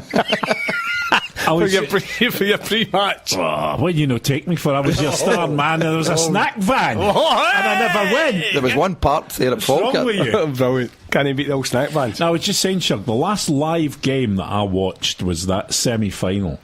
Rangers and Celtic when Rangers won the championship, and I don't see enough live football. I've got to get out and see more live football. Got to go this year. Say that every season. I do, and I've got to get out and see more live football. You need to give the clubs prior warning to make sure they don't fill the gantry so that at least they're putting at least 2 or 3 seats together for you. I go in with the punters. I'm a man of the people. Well, that's less punters that can get in to see the game. Well, so look, you've been a local guy, you'll see the uptake in the season tickets this year. Aye, that's so big freebie junkie. Yes, Youngie, my friend. Any chance it'll just not be tickets, it'll be hospitality. You'll no get in. The season ticket sales are through the roof. Youngie, hang on a minute. Did I at any point ask you for any tickets or anything? No, but I've just planted to decide that you've all been out. Actually, what Bill said is he'd make a lovely donation to the club, so he's just gazumptuous. A bottle of tomato sauce or something. For his pie. Take over his pie. Tom Bowler. Oh, Youngie, direct debit season comps. No, I can see him with a Falkirk strip on. How many grand went? 2 of them sitting there. Well, as I say, the eldest sitting there on the comp seats getting the players' pelters. Well, they'll not get in because of the youth season system. Hey, sitting there with the comp tickets getting players' pelters. that's his gig. That's who he's all about. And you know the only problem, if I go to live games, everybody tunes in to see what I say on the Monday, and then I'll have to work out, can I go back there anytime this season? Can I go back there anytime this season? He's asked me if Crow Baptist's still up front. And we Morph McGivern. How'd you get to Brockville these days? Just follow the crowds. Actually, don't say that, because Brockville's now a Morrison's and they do the best breakfast you can get anywhere. Brilliant. Talk no, on a serious point, I am not seeing enough live football. I've got to get out and see more live Talking football. about live football and going back to Brockville, remember the sketch when me Mo was getting interviewed and they went and Yogi was running around about Starkers warming up. That was the best. That wouldn't happen nowadays, would it not? It just wouldn't happen. No. So there's a Morrison's here now, isn't it? It is a Morrison's Brockville. Wow. But the new stadium's good. I like it's the new fantastic. Stadium. Is it filled in yet? No, is it just... It's got the three stands, Aye. but packed out. Honestly, Honestly, it should be if you've only got 3 It certainly stands. will be in the next week or two because Little Mix are there. Are they? Aye. Oh, I'd body for clunks of that then, eh? Oh, you're breaking up. Backstage. Backstage. That's when all the players want to stay in longer. They're there. They don't normally finish training their way. Oh, yeah, with a When big is size, it? I know. Is it no next weekend, the weekend after? Aye, I was on holiday in Portugal and I met Kenny Black, who goes there all the time. Blackie? Aye, and his best mate is Oxley Chamberlain's dad. All right. So we meet them, we go out for dinner, and I'm talking away, and he says, Blackie says you're at Falkirk. And I went, I says, Where's Blackie? He's not doing anything now. How do you know? He's still living in Sheffield. Aye, He married a girl from Sheffield, didn't he? aye. Met on holiday years ago. Yes. Yeah, I know well. So anyway, Alex Oxley Chamberlain's mum and dad, and I just throw a wee pun. I say, we'll maybe try and sign him at Falkirk. And he went, he's up there in 3 weeks. And my wife went, is he? And he went, he's going out with the bird for Little Mix. The lead singer. It's not how with the dark hair and the big thighs, is it? At Disney, but I never looked. Oh, I like the big thighs. Because the grandkids and they're going to see. Aye. I can just imagine you. I'll take you. I'm not here. Fine, we'll be down the front. I'm not here. Oh, that's right, okay. So. I'm on holiday. Well, I'll be looking for tickets for Little Mix because I'm right into them. I like them. I've got posters all in my bedroom and everything. No, pick and mix you've got. No, that's what I've got. Brilliant. Right, back to the How are we footy. talking about Little Mix on the football show? We were talking about the new Falkirk Stadium. Yeah, this is great. What publicity we're getting tonight. Absolutely. 3 stands and a sack bag. Listen, you get plenty of publicity from me through the season, don't Well, we? that Well, all you want to do is get yourself into that Premier League and I'm going to fill to the rafters every week, me man. Well, that's the plan. That's Chances? the plan. Fans are really behind it. Oh, I know that. Really I behind know that. it. I mean, what were you getting last season? Like 4,500. 5,000. Bairns are a Premier League club, aren't they? Oh, easily. And especially now. And look, Brockville had its charm in that old quaint way and was a well-known stadium, but see the new place, completely different kettle of fish. I mean, it is a Premier League ground easily, Yeah, and I think it's a obviously Premier League club. Very well run and with decent people as well, Bill. And I seriously. think even during the week as well, the corporate side of Yeah. things, they do well, don't they? Oh, they do. Honestly, I mentioned Kieran earlier, the commercial manager. The place goes like a fair. We Very, were very down good. there. We were down there. He's hopeless, but it goes like a fair. Excellent. we were down there for my son-in-law's birthday. He had his birthday bash down there, and we were down there. It was a great night. I thoroughly enjoyed it. Good purvey. And they do well as well with the coffee shop. That's always busy. Yep. Really, honestly. Well, you'll know what the buns on, feeding buns to an elephant there, isn't That's it? Little Mix Again, he's again. got to phone and get extra cooks in, didn't he? Bill's coming down, right, okay. Listen, a Paris bun and I'm there. No, we have this debate. Bill, No. Paris buns? Paris buns. Oh, get in, love it. A Belgian bun trumps a Oh, Paris. no, I like no, Belgian. I don't. No, I I'm don't a like Paris Greg's bun Belgian man. buns. Two Belgian buns out of Greg's for £1. No, I'm a Paris I bun love man. I don't see a lot of Paris buns. You don't. Paris buns. No. Love Mama them. used to. French fancies? French fancies occasionally. Do you think, youngie? That's a Taliban shit. Favourite old one. Favourite old one is the Eiffel Tower. I love my Eiffel Towers. No. No? I like an iced finger occasionally. Right, let's get back to the football. Okay, let's go to Rugby Park. Bill, what do you think of the iced fingers? You've been about half an hour telling. Let's move on to Saturday. Group A, Dundee United against Arbroath. Now, it would seem that things are not all well at Dundee United. So you got to say Arbroath with Dick. And well, we know the Bunnet's always got something up his sleeve. But seriously, there is talk now again of crisis at Tannadice. Yeah. Over takeovers, over this, over that, over the next thing. I don't know what to make of Dundee United because, frankly, this is a make-or-break season, in my opinion, for them in the Championship. If they don't get back up, I think there's a lot of questions will be asked and a lot of decisions will be made. Well, over the years, they've made... Just my opinion. Yeah, in my opinion, as well. I don't think... You know, I don't think they've the right people in, you know, running the team in charge. Listen, and I wasn't going to laugh there. Can I tell you it was 4-3, Bill? This is the poison that's screwed his mouth. It was 4-3. I wasn't even going to laugh when I told you about Gordon Young and Big Mix who put a line on. It just, Big Mix will smash you. It just didn't happen. No, I think stripping it back. I think the chairman, who again we got in front of us today, former Dundee United chairman Stephen Thompson, has sold his shareholding in the Championship club with successor Mike Martin adding to his stake. I obviously knew Mike Martin was at the helm. I've heard Heggie talking about him and saying they've put some changes in place and players living in the vicinity of the city and going back to their roots and doing what they're trying to do. But only good players get you out of leagues, Bill, and all very well. I still don't think, I've told Young as well, I don't think Shaba Laszlo's the right gig for theirs. I don't think he's the right manager at all. I think managers are so important at football clubs, and I cannot see Shaba Laszlo ever succeeding at Tannadice. Well, I spoke to Nicky Clark a couple of weeks ago, and he says he's pretty hairdresser. That's why you knew nothing about football. It was the wrong Nicky Clark they got for me. And he was saying that he's been pretty impressed so far since he's gone there with Shaba Laszlo and the training and everything like that. Well, they've splashed the cash, Bill. You can, whatever way you dress this up, they've outbid everybody else in that league. Have they really? Aye. In what way? Signing on fees, wages? And I'll tell you something else. You're right about the wages. You spoke about relocation and getting packages. They're giving relocation packages to players that would choke a donkey. Yes. It's mental, isn't it? No. Have you heard that as well? I know it for a fact. No, I have. I know it for a fact because, as I say, I got it from somebody who. No, this is from internally. The money that they've given out in wages and the packages to get people up is way above, I would probably say, the bottom half of the Premier League. Wow, that's outrageous. Some of the not stories, the facts that the wage bill they've created is either going to get them up or it's going to hamstring them. Well, brings me back to my whole thing about make or break. Yeah, you can't keep going to the well. The well just, I think, is almost dry. But Mike Martin, smashing guy, really got the club at heart.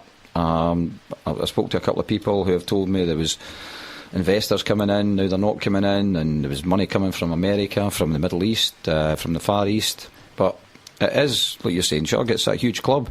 Going back, we said earlier, I saw the figures for last season. The tendencies were Celtic, Rangers, Hibs, Hearts, Aberdeen. Then it was Dundee United, Falkirk, Dunfermline.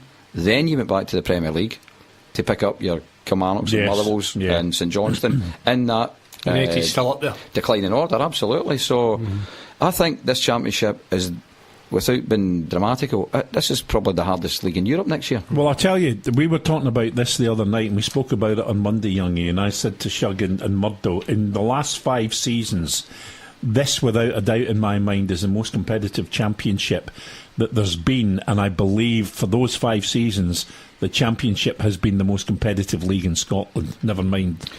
It's got potential to be very, very exciting. It's going to be nerve-wracking, and I'm predicting there'll be a lot of to and froing. So that would suggest that the league will be won by the least amount of points, given that people are capable of beating each other. So I don't imagine anybody running away with it. I think it could be so important to win at home. Picking up a point away from home is not going to be a disaster, and I think keeping momentum. I'd be very surprised if it was done and dusted the way it was this season. Yeah, there's that many teams up there all vying. Honestly, every day. We played Alloa the other night. They've brought their pitch in. That's right. Yeah, so they've Jim been thinking. Where have they played it? It's in Mike Mulroney's kitchen now. Well, you would fit it in there.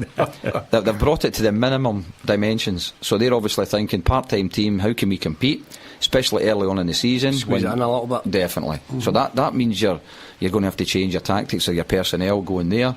So there's not going to be an easy game. You're going to have to try and be as consistent as you possibly can. But where other country in Europe is one team get promoted? 10-team league? Very difficult. Yeah, no, I know. Yeah. I know. Yeah, but the incentive there is, get up and finish in the playoffs, and I'm pretty sure he's be disappointed. At the end of the day, if he's not getting the playoffs, he's going to be under pressure. That's where he's need to be and get up. To be. That way, if you're not going to get up, United's there, you're there. Ross County are there, Partick Thistle. Dunfermline. Morton, Queen of the South. Listen, Ayr United will be there. Yeah, they'll have a go. Time, Yeah, they've signed a couple of players as well. McCall gets a tune out of them down there, so they'll always fancy their chances getting up. I don't know about the situation if they did go on a run and manage to get around the state of Somerset now, but that's another story. But yeah, very competitive, always good games to go to the Championship, and interesting to see what happens. McKinnon now down at Morton again. I'm not overly convinced about that youngie. I don't think the location of that and the Dundee boy coming down into Green, that doesn't fit for me. I don't know. I just get a feeling about that might not work. Up I'm wrong. I think he get a bit of bad treatment after Mixu and Gordon up at Tannadice, McKinnon. But I think you take your time. I think everybody's had a bit of bad treatment at Tannadice. But listen, it's been like roadkill. At the end of the day, permanent in there. Bill, at the end of the day, if you're not doing the business as a manager or an assistant manager, stop it. You're going to be questions asked. But at least I practice my golf. You're getting brought into the boardroom and asked, get your World Cup Monday owls and get back down to Wishy and get your Baltic Cup winner medal and try and beat Burns around Bonnet, which is going to be probably more difficult than getting his team in the Premier League. Well, trophy. One of these times you didn't have it by the ladies' tea, Bill. One of these times you might have seen it. What about the Bunnet? Because he's at Tannadice tomorrow. What do you say about listen, him? Something. Here's one for you. Would the Bunnet do a better job than Shabalazlo as a manager? What's wrong with that? Nothing. What's wrong? If you went back probably 10 years ago, I'd say yeah. But, I know he's long in the tooth, but him and Pink work well together, don't they? It's not that, Shug. I would just hate anything to test him health-wise. Yeah, well, he's got to have a wee look at that, to be fair. I really would. I would hate anything to test Dick health-wise. Aye, I know. I mean, I spoke to him a couple of weeks ago. He was in sparkling form. A million miles an hour, isn't he? He's unbelievable. He never stops. But he has got to watch his cell, there's no doubt about that. But I'm talking about a character going in absolutely, and galvanising it, young and going, listen, see this, nicey, I'm bringing this to the party now. This is what we need to do to get ourselves up and win games, and when you're not playing well and you win ugly, and that's what you need to do. And I just don't think Shabalazlo's got that about him. So I never thought that Mixu and Gordon Young had that about him, but that was obviously. My thoughts came true with that one. Me and you at Falkirk built. Yeah. So what do you think tomorrow? Dundee United are both. You got to like Dundee United, bigger club in Arbroath's pre-seasons have not been that great either. There's a couple of defeats. Don't ask me who against, but I'll probably just make that up. It's a great game for Dick to go and play at a nice pitch, a good level, decent wee crowd. But you would think Dundee United have got to be stronger than Arbroath. The Bunnet's going mental. He's at war with the SPFL because in the Betfred Cup you're not allowed to play trialists, and he says for part-time teams is a nonsense, and I agree with him. It's his all season to get his squad together, so what's he great in that then? But then why is the transfer window still open? They're trialists, but get trialists and you can still sign them up to the end of August. So everybody with the part-time clubs particularly is bitching about this thing about not being able to play trialists. With Brian Ferguson on last night talking about it. And you actually think about it as well, it's probably doing these kids or these players the opportunity of getting at a club not being allowed to play as a trialist. That way. So it's taking that opportunity away from players who'd like the stepping stone of getting in. Here's the thing as well, right? And I don't know whether it's right or not, but let's just say you've got a guy that's leaving or potentially making a decision about leaving the full-time game, and he gets an opportunity to go on trial part-time with somebody. The Betfred Cup is a wee bit of an enticement because it's more of a showcase to play against other teams that might be interested, surely, rather than just pre-season friendlies. So from that point of view, why not let trialists play? No, you don't have to convince me. I think I would have trialists play. So would I. Yeah, so would I. Okay. Ross County against Elgin. I'll just take a score on this one if you fancy this. Who do you think is going to win, Ross County or Elgin? Ross County. Ross County. Yeah. Kind of numbers, do you think? Comfortably. Yeah. Yeah. Again, they've spent well. They've got some money in. What's your thoughts on the dual manager situation? somebody ultimately has got to make a decision. I mean, I'll be honest with you, having spoken to both the boys, they play well off each other. They've been at the club for a long, long time. They understand the ethos. I think they've pretty much got lines of demarcation as to who does what. And Kettlewell's he's a firecracker. I mean, I think he's like a wind-up toy. He's like that wee Duracell bunny. He is really just unbelievable. The boy's enthusiasm is infectious. Yeah, but it's all very well having enthusiasm, but you've got to get the best out of your players and get victories. They'll beat Elgin tomorrow. I'm pretty sure they will. How convincing we don't know, but 2 or 3 goals I would think anyway. Will. What do you think tomorrow, Youngie? You're up against Montrose. What's your thinking there? Chug. Well, I've got my thoughts, but I'll let you come in and you see the pre-season you've had, who you've added. Preparations has went well. You were in Wales, yes, so obviously there was no... massive complex, Premiership complex, yes. Better than some of the European... Few nights out, no? No, absolutely no team not. bondings, no? You weren't on the brains then? No. The brains. It's the bones. Brains is a local beer. I wouldn't be able to comment on that, Bill. That's new to me. Couple of shandies? No, not at all. Gamey games of bingo and all that stuff, aye? Well, I just think you've got a more mature player now and coaching staff that are very responsible and are professional, so just killed it. That's why you're sitting there playing golf poorly. You've just killed it.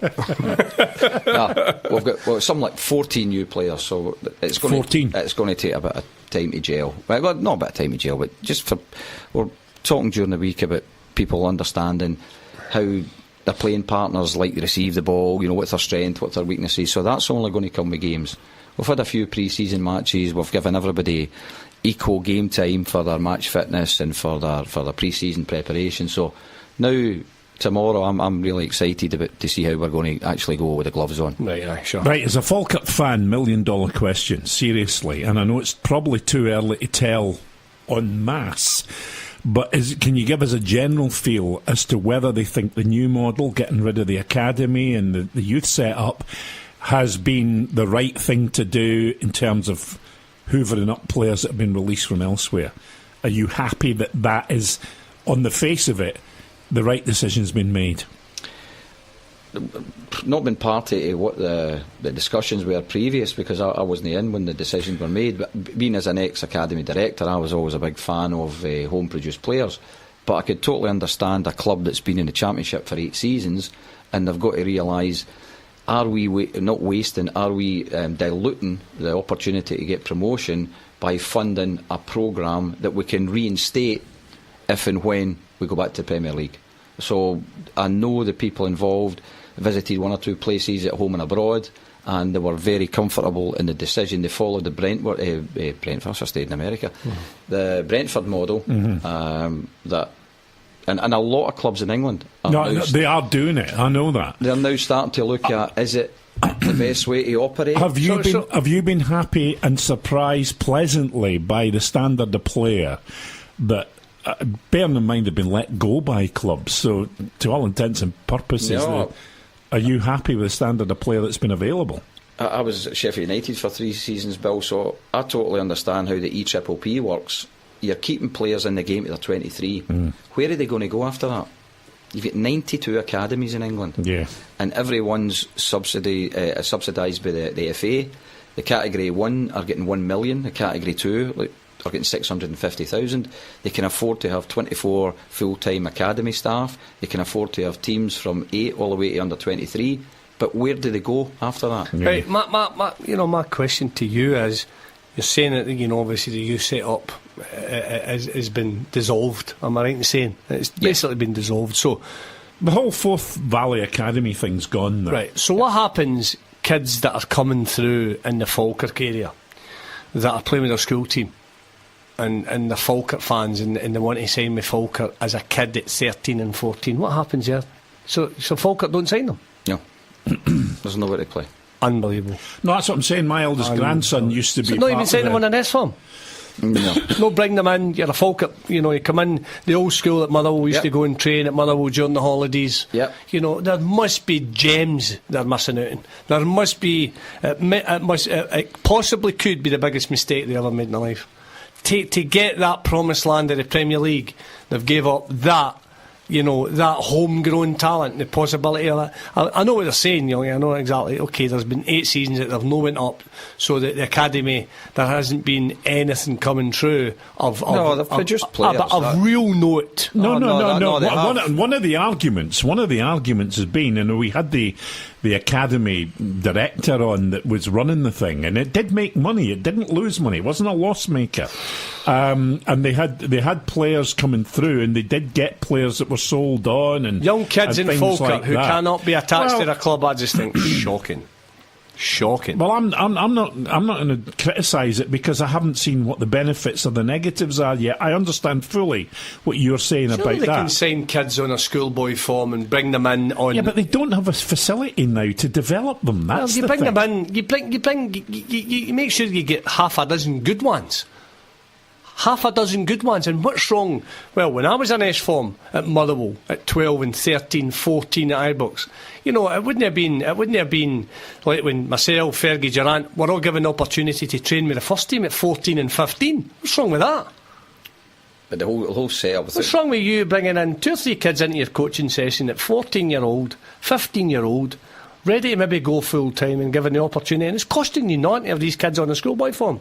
Only to bring them in during school holidays and add to the numbers that you're coaching every morning. But you see the problem. There's no but in that, Bill. No, there is a but. No, there's not. No, there is, Hugh. Not. There is, because the setup's not set up for schoolboy like the old S forms anymore. Very, very simple. No, it's not. Simple it's for not. a club to have a young kid on a form. Hugh, it's not because it's not. It's not. You've got to conform to the full SFA Club Academy. The structure and compliance is totally different now. Well, there's another argument. Right. There's another argument.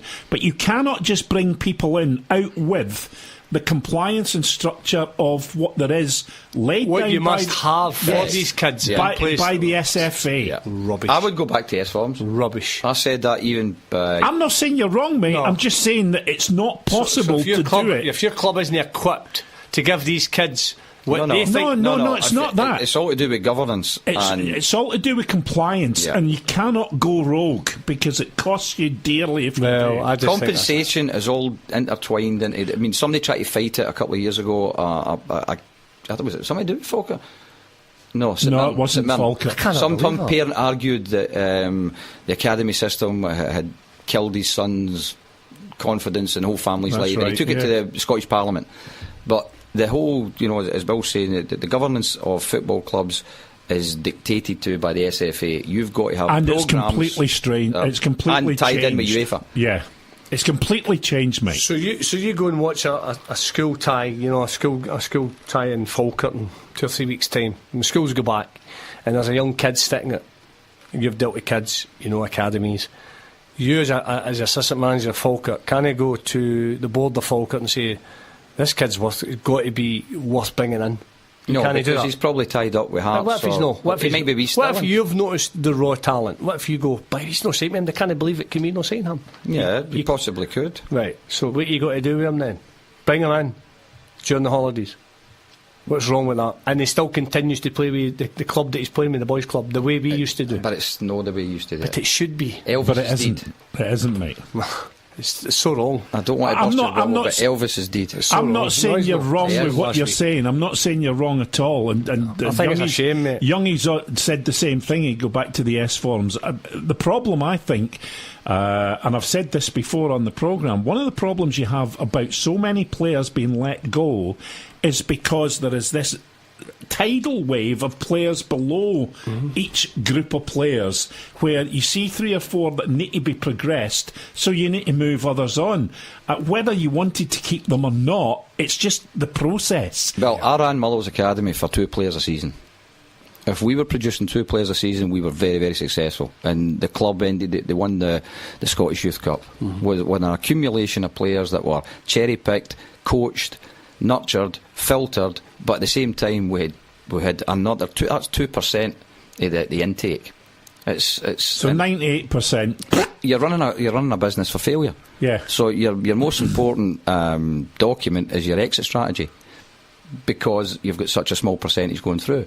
There's an argument that cream will always come to the top, but you can't keep. You're not your academy, or what I think your academy is not run to win every week. Your academy's there to produce players incrementally that will get to your first team.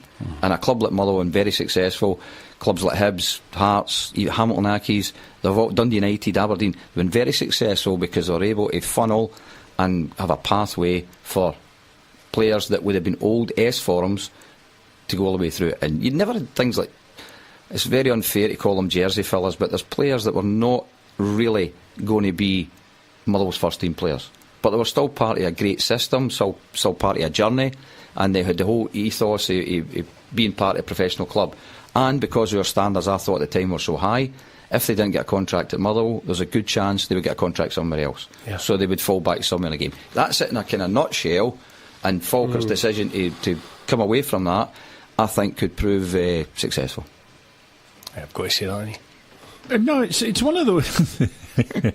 It's one of those things where you're never going to know immediately. It's going to. I reckon it'll be 3 seasons before you can make a definitive decision on whether it's worked or it hasn't worked, and whether the youth system. I just think it takes the youth system. It's more destructive than it is productive, in my view. And they want to attract young kids, young fans, a family stand, family atmospheres, when some of these kids could be signed but going to be basically plucked by other football clubs, by other clubs who have got they've got the academy in place. Yeah, but you look at those other clubs, Shug, the percentage ratio of players who still make it through to the top flight is still only about 2%. You still always want a chance of just unearthing a wee gem. Well, you do, and I agree with you there, mate. I really do, but it's not. I think it's wrong. It's an expensive operation. Yes. Number one, it is hugely expensive, but the compliance that you have to go through to make it happen, in terms of the various things, criteria that you have to meet, and I'm talking about through football, but I'm also talking about through social initiatives, and also through regulatory initiatives about vetting people and about that sort of thing. There's all sorts of compliance. It would choke a donkey. Well, I mean, Youngie, you know better than me. You've been, up there with it. You just said the Motherwell Academy. You know exactly what it's about, and I'm right, isn't it? It's an absolute minefield, and it is a very expensive one. It's an expensive way. Like you say, you're putting together a business that's designed to fail. It really is. But listen, there's nothing better than seeing somebody that's come as a local boy playing with the team. But the first time I came across this model was we played Wigan a pre-season friendly 12, 15 years ago. And Wigan. Had to mention Wigan, didn't you? And I'm pots and kettles. No, I mean, I've got a pair of dark glasses on here. My eyes are shining with that light there. Just jealous of that wee tan. Silly Wigan, right? I never. Okay, carry on. Do you know what you sounded like then when you laugh? You sounded like Jonathan Watson doing the version of Chick Young. That's natural, isn't it? Look where Wigan were geographically. They're based in the northwest England. They're right beside, at that time, 5 Premier League clubs. Liverpool, Everton, Man United, Man City, Blackburn Rovers. Then you had Leeds United and Preston all on the doorstep. They decided to scrap their academies and just employ 2 full-time scouts that would watch players from the age of 12 all the way through. All of the players that are in those 5 academies cannot be signed. So they struck up relationships with those 5 big clubs and then offered the exit. They offered the parachute. You were getting released with Everton, but you're a really good player. You've got a chance of being in the game. He's ahead of you. You come to Wigan. That's why they got the players they did. And who would have made that decision, Youngie? Who was the board or people within the club? No, that's obviously a board decision. And do you think the fact that that's obviously came to fruition, that they've now been back up in the Championship? Well, I'm going back with the years they managed to win the FA Cup. They were in the Premier League. Big Jig went down there. Stephen McMillan went down there for Motherwell. You had there's the other Scottish boys that went down there, so that they put all their eggs into the basket of recruitment, and that's what Falkirk, I think, have been quite clever. Okay. Any renowned scouts that you have got that we would know, any ex-players involved, or is it people who have been there long term then? We have got 1 full-time recruitment manager. Right, okay. And he's based in England. And that's why he's watching 40 games a month. So he builds up a database based on the profile that the manager and I fancy. He then sends up recommendations. We get together, look at them, and then we decide, is it you, is it him, is it him, is it him, and hopefully we get the right one. Good. And then there's a bit of science behind it. Is there scouts out and about? Apart from him, is it one guy? One guy in England. Wow. Scotland? Network in Scotland. Yeah. Network. People going to watch players and different things. Yeah. Let me ask you both this question, because I think it's pretty relevant, and I'm curious to know what you both think. We've had a big thing about mental welfare of players and people in the game over the last couple of months, particularly. Lenny's been leading the charge on it. Well documented his problems. One of the things I would ask you is, what do we do to protect mentally these younger kids that are let go at the age of 14, 15, 16 and told they're not going to make it? And I particularly think about ones who have maybe come in as a clump, where they've had 2 or 3 pals that have all come from the same boys' club or the same school.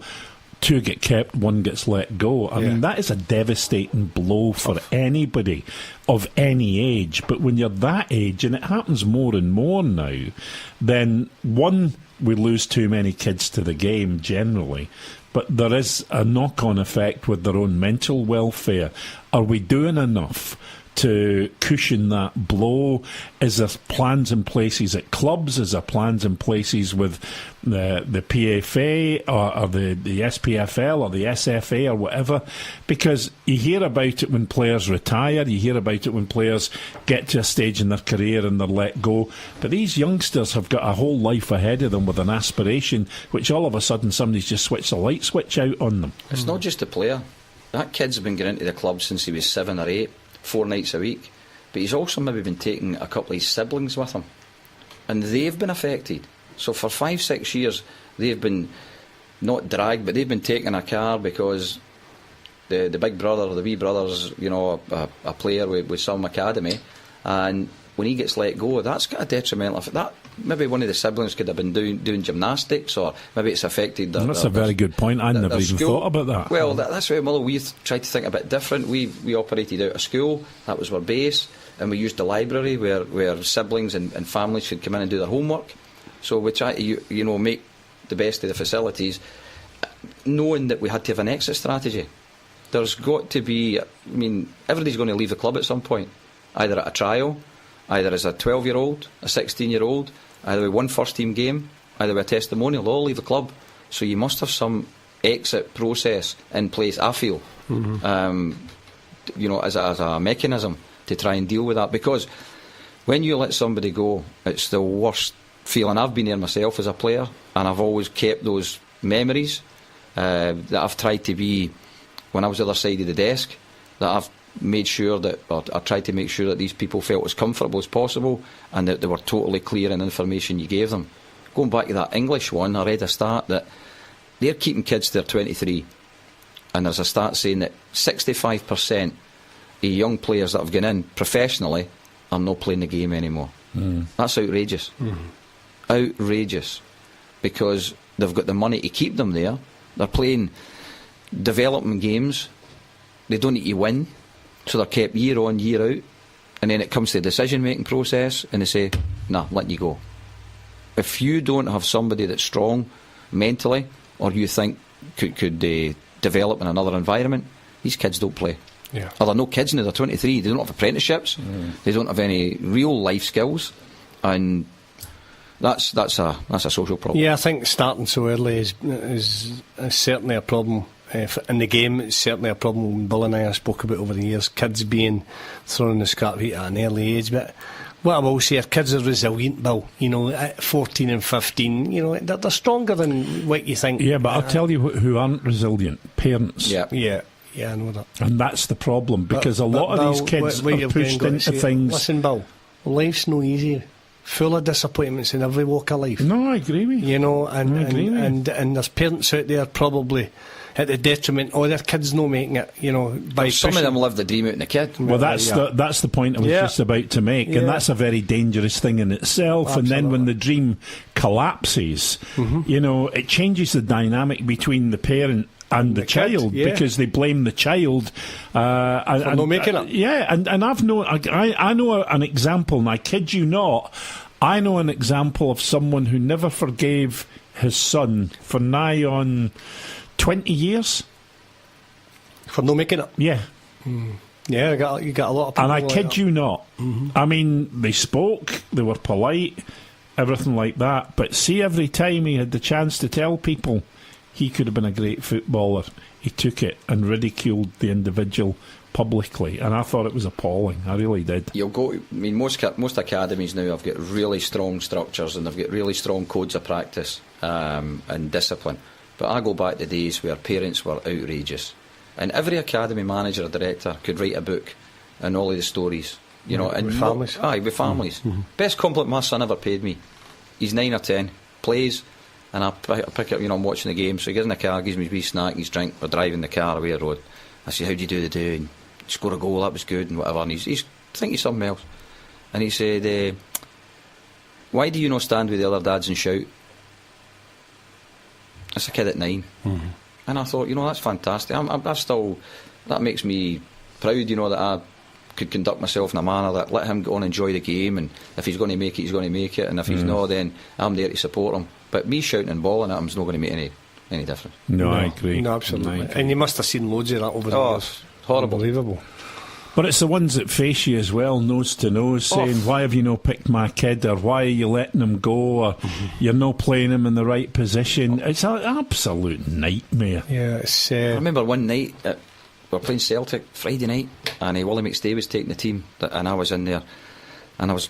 You make a good, you know, connection with people, and you always maybe try and catch them for a blether or a cup of tea or whatever. And he's surrounded with this family. Well, he was. Aye, and I just was going over to meet him just when they all surrounded him, and he was obviously having to somebody let the kid go. And the family, and there was a granny there was the dad, there was the mum, and there was all the sisters and brothers, and they're saying, "Please, can he stay? We're Celtic people." And you know, it was. I really felt for him, and I can totally empathise with how difficult it is, or how it must be with the old firm because of the allegiance that people have got, families have got to them. And that's why I always used to say, sign with a provincial club, and if you're good enough, they'll buy you. Yeah. And the level-headed ones would go with you. Well, that's why Hamilton have been so successful over the years, because the kids have gone there, a lot of them, and they know they're getting a fair crack of the whip. And even when they get to a certain age, 17, 18, they could have played 50, 60 games in the first team. You know, by the time you're 21, if you haven't played over 100 games for Hamilton Accies, Les Gray and Ronnie McDonald consider that you've now made the grade. Craig Sibyl just left Falkirk there. 260 games. He's not 23. That's right. And that's him just got to the Premier League with Livingston. 260 games. He's not 23. Yeah, I think you've got to play. Yeah, you've got to play. Got to play. Yeah, I just think it grassroots isn't right. It's not right. It's not been for a while for me. It sticks my throat. I just don't think it tells you the state of our game when those kids are not coming through. We're quite lucky now, the fact that so many decent ones are heartened to coming through, but for a long time it's been a long time waiting these kids coming through. But you know, you've just used a word there, Hugh, lucky. Is it luck or is it by design? That's the thing we don't seem to be able to work out, whether we've actually got it right in terms of what we're doing and it's producing the players, or whether we've just been lucky and hit on a vein. Yeah. You know, that's the thing. I watched the documentary, and we'll not break your heart too much that your team got booted out the World Cup earlier in the week. Yeah, it wasn't my team, but I told you. You tipped them. You tipped Panama. No, I tipped France. He tipped you did. He tipped his Panama hat. He didn't tip France. You're an absolute trumpet. From the start, you said to me, "Who do you fancy?" I said, "I've got a sneaky for France." Yeah, Come on. Maybe you did. But here's the thing. I watched the thing the other night about St George's, where they're doing all the England stuff, and you know, Park. When you look at it and you see it, but not just the facility, the structure and infrastructure of it, magnificent. It's an outstanding place. Magnificent. The infrastructure that they've got. And they went and said how they'd stripped everything back and decided they needed this, they needed that, they should be doing that, and they weren't too proud to think they were reinventing the game themselves. Yeah. They went and cherry-picked bits of everybody's game. They looked at what made everybody strong, and they said, these are the components we need to bring together. And they said initially it was very difficult melding them all together because of different styles and different things. But you kind of start to morph it naturally. And it was a fascinating programme, it really was. Yeah, it's not done the national team much good, is it? Well, I don't know. I mean, if you look at their underage teams, they've been very successful. They've won it. They've won two World Cups and a European Championship, and for the first time in how many years? 28 years, the national team did get to the semi-finals. Yeah. So, they're doing something right. Listen, we'll take a break, we'll come back and we'll round things off, guys. Love music, live sport. Talking football with Bill Young, Hugh Burns and Paul Hegarty on RockSport Radio. Okay, rounding up with Hugh and with Gordon Young tonight, standing in for Heggs. RockSport Year's coming up next. Don't forget, Ricky's back tonight with all the best of the unsigned bands. That's on First Play Friday. Guys, World Cup final on Sunday. Let me just get your views on it very quickly before we round things up tonight. Croatia and France locking horns. Hugh, we'll start with you. Well, you said you've tipped France. I can't remember, but if you probably have it on podcast, to verify that. I think really just the pace of the French,